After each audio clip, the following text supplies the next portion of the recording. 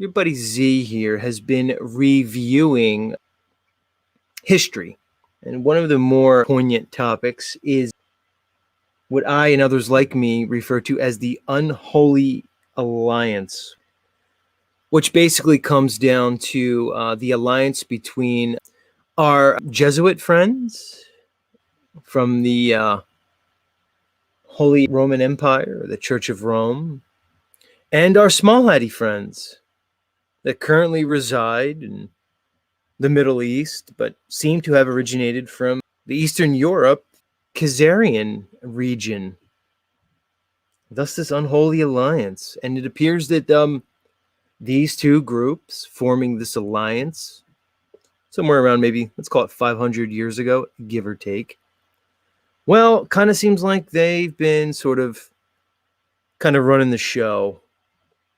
And one of the things they do in particular, it seems like, well, basically, you can call it the Hegelian dialectic. You can call it so many things. You can call it controlled opposition. But they seem to kind of run both sides of any particular conflict.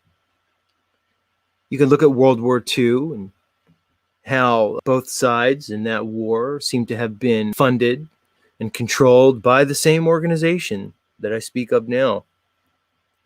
Or we're going to bring it back a little bit before World War II, and we're going to talk about the Civil War, the American Civil War, and how this unholy alliance seemed to have been kind of operating the whole thing. Kind of weird to think that our Civil War was kind of being run by the Vatican. Again, in allegiance with our small hatty friends. This word at the top of the screen I will refer to as chattel or chattelry, which is historically correct and not meant to be derogatory.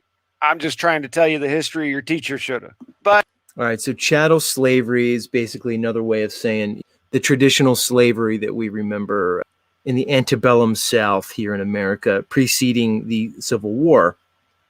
Chattel basically means movable property, and they were applying that term to people. Here's a quote that he has on a screen from Abraham Lincoln.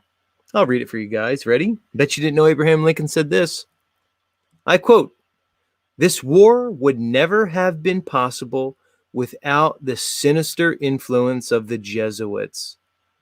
Well, Mr. Lincoln, kind of weird. You ended up, kind of getting blasted as you were enjoying that play at Ford's Theater. But as usual, this was not some random group of do-gooders that mounted battalions and went to free the poor oppressed people. That's always the narrative, though. This is a quote from Lincoln on the screen here. This was the alliance doing what they do. Not only were they shipping the chattel over, but they were also shipping over the people to fight the South for doing what they're doing. But let's back up 20 years and start in 1841. William Henry Harrison. So basically, he's claiming that not only was the Roman Catholic Church involved with getting the slaves here, but also supplying the fighters for the North, which we'll get into more as we go along. Harrison became president, and just 31 days later, he was no more. Oh, that's unfortunate. Well, during his inaugural address, he said, "We admit no alliance who practice the divine right of kings to wield power as sanctioned by the Pope."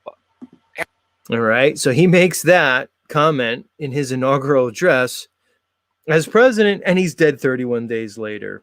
I'm surprised it wasn't 33 days later. That would have been much more fitting.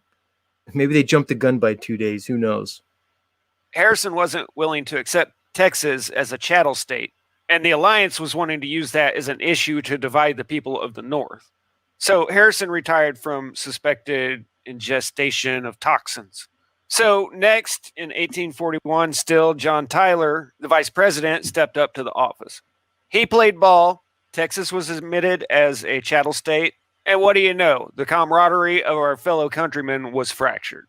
And Tyler lived a long life after his term. All right, so they're pinning down some of the initial seeds of discord regarding the Union and the Confederacy to Texas becoming basically a slave state. 1848 came Zachary Taylor. Tensions had risen and states were about to split. Wouldn't you know it, the Alliance already had a solution, Hegelian dialectic, but Taylor didn't want to play ball. He was perfectly fine when he attended the groundbreaking ceremony for the Washington Monument, then became ill after what some say was eating a bowl of cherries.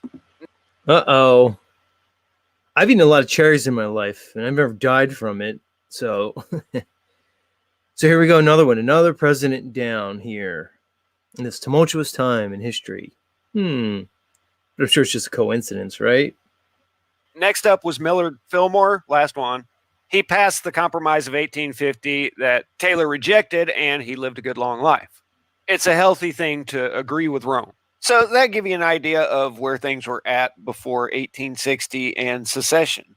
So you see here that Lincoln won all the northern states, Breckinridge won all of the southern states. Lincoln wasn't even on the ballot in the southern states, and all of them realized all of a sudden that, hey, the way this is all set up, it doesn't matter in the least little bit what we think. Once again, we have no representation, and we're getting the short end of the stick here. So 1 month later, South Carolina was the first to say, we're out, which was a perfectly legal move to make. And then 1 month later in January, other states start following suit, and then everybody split between the Union and the Confederacy.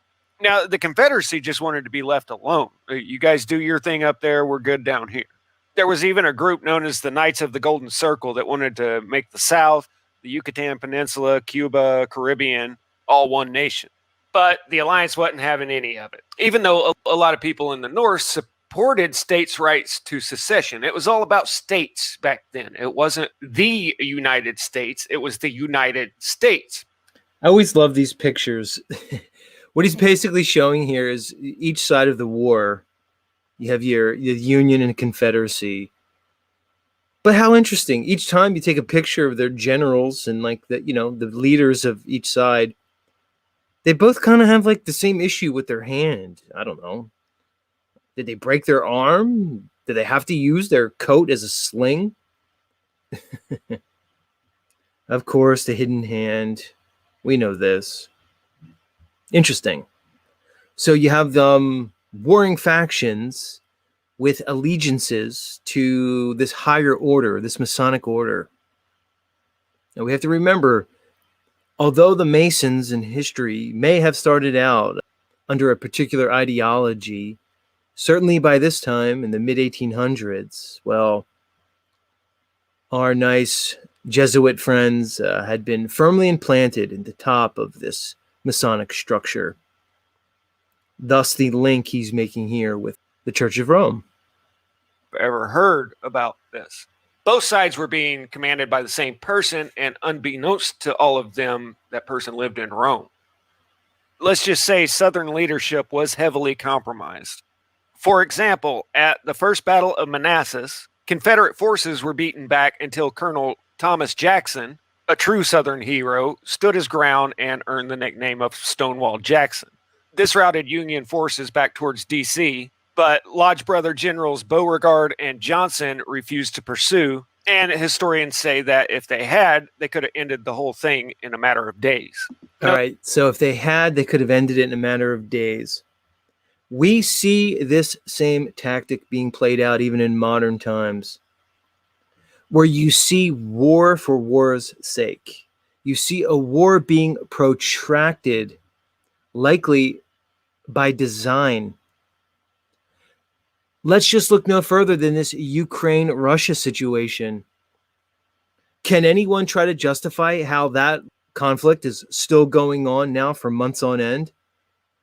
Does that make any sense that Russia would have any problem in the Ukraine or just taking it over? It was the same story in World War II. There's stories of General Patton. When he rolled right through Berlin and secured Germany, he wanted to keep those tanks rolling east right into Mother Russia and finish the job. And he was stopped from doing so. Now, we see this presentation here in the Civil War. When you look back at the tactics used by these generals and military leaders, they don't add up.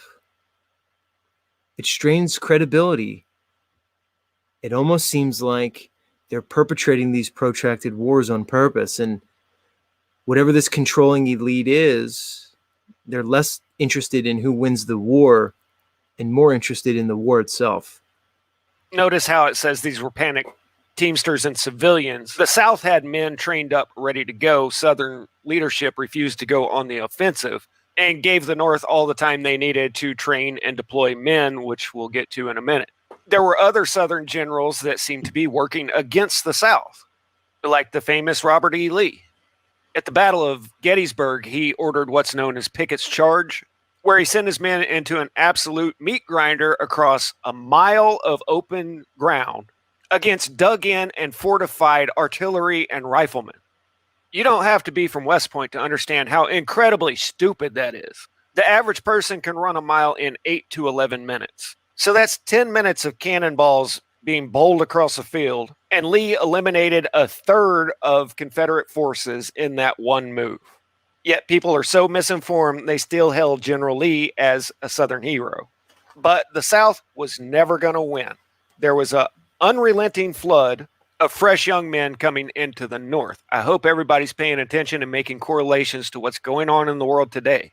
While the South lost a total of 258,000, the North relocated between 500,000-600,000. This is official numbers. It's probably way higher from overseas.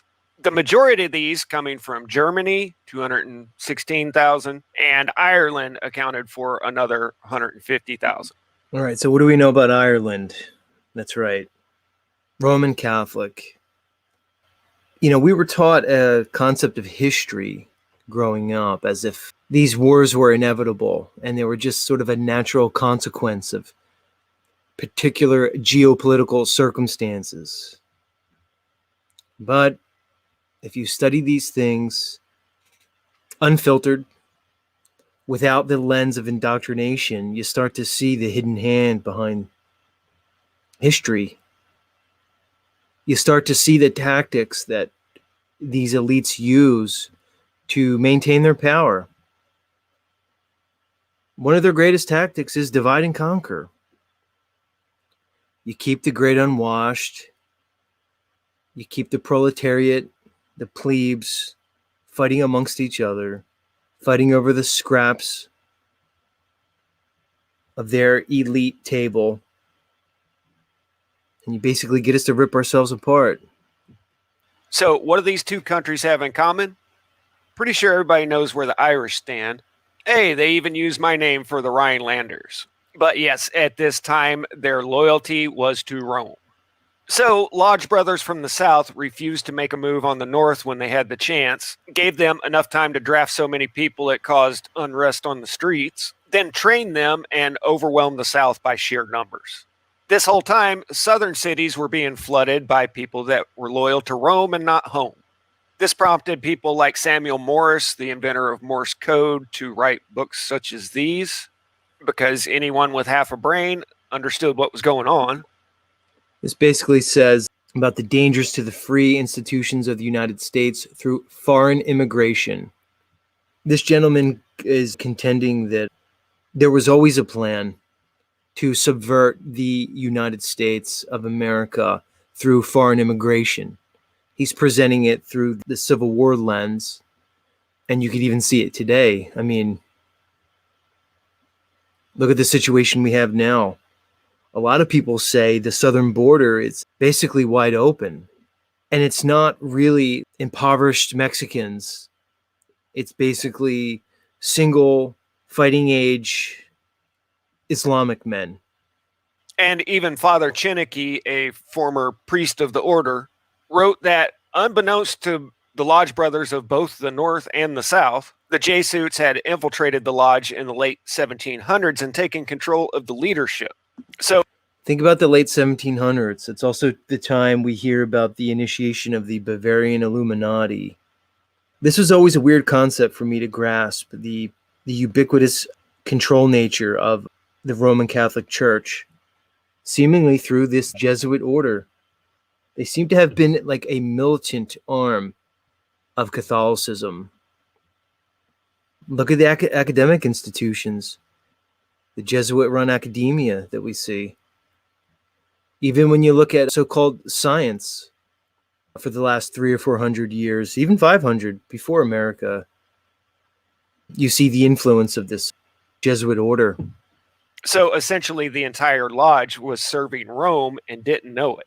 This served the dual purpose of eliminating as many Protestants as possible and driving a wedge between the North and South, clearing the way for the alliance to reconstruct America into a tool of conquest. Lincoln, a lawyer, had no military experience whatsoever, and Southerners saw it as a joke that he was mounting an offensive. But just like today, it's not the guy you see that's running the show. That's Alan Pinkerton of the Pinkerton Detective Agency on the left. But Lincoln and Pinkerton are a big, long story. I did a video a while back if you guys want to go watch it. And you might have noticed that there hasn't been much mentioned about the chattel during all of this. That's because them being freed was just an unavoidable side effect of what happened. This actually caused the biggest humanitarian crisis in American history. Hundreds of thousands of people suddenly had nowhere to go and nothing to do because the intent never was to give them a better life. And I think everybody deserves to know who it was that actually brought them over here. He's pointing to this man, Judah P. Benjamin, which might be the most Jewish name I've ever heard, was a Jewish slave trader, the Confederate Secretary of War, Secretary of Treasury, and known as the brains of the Confederacy. I never learned about this guy in school, did you? No, you didn't. But here he is, small hatty slave trader, and the brains of the Confederacy. Thus, this unholy alliance that we see. Even though Lincoln played ball for a while, he met the same early fate as the presidents from earlier in the video. Becoming president seemed to be the biggest health hazard in America at that time. And like I keep telling you, all roads lead to Rome. It's hard to disagree with. All roads truly lead to Rome. Let's think about Rome, the influence Rome has had for, I would say, at least the last 2,500 years and probably even before that. Because Rome is probably just the modern incarnation, and I put modern in quotes, of whatever this control structure is. We were told that the Roman Empire fell in, let's call it 500 AD, 4 or 500 AD. And then we went through this period of the Dark Ages, and then the Renaissance emerged after the Black Plague of the mid-1300s. We have to remember the Renaissance was basically Roman. Roman ideology, Roman architecture, and basically led by the Church of Rome, the Vatican. Let's take it even further. Let's look at the United States. We were all indoctrinated under this mindset of patriotism and individualist rights. But if you really look at the founding of this country, it is rife with Roman symbology. Washington, D.C. is basically a replica of Rome. We call it the Senate. Well, that's what Rome had. It had a Senate. If you ever go to Washington, D.C., look at the architecture. It's Roman. There's depictions of George Washington, our first president, as a Roman god. This idea that Rome fell doesn't seem to hold up. We could even take it in the other direction. We're told that the Roman Empire basically emerged after the fall of the Grecian Empire, sometime around 100 or 200 years BCE. But you could extend that back because the gods worshipped in Rome were just simply the same gods worshipped in Greece, just with a different name. The Roman Empire was simply a continuation of the Grecian Empire. The Grecian Empire was simply a continuation of earlier empires, like the Egyptians, like the Sumerians. What's your buddy Z saying? It appears as though we've been under the same rulership for at least 6,000 years. And that's if you're to take the conventional version of history that they present us. Who or whatever these gods are only gods by other names because of the different culture and time period of the populace, the different languages spoken. Said it once, I'll say it again. People keep saying it's a new world order. It's anything but new.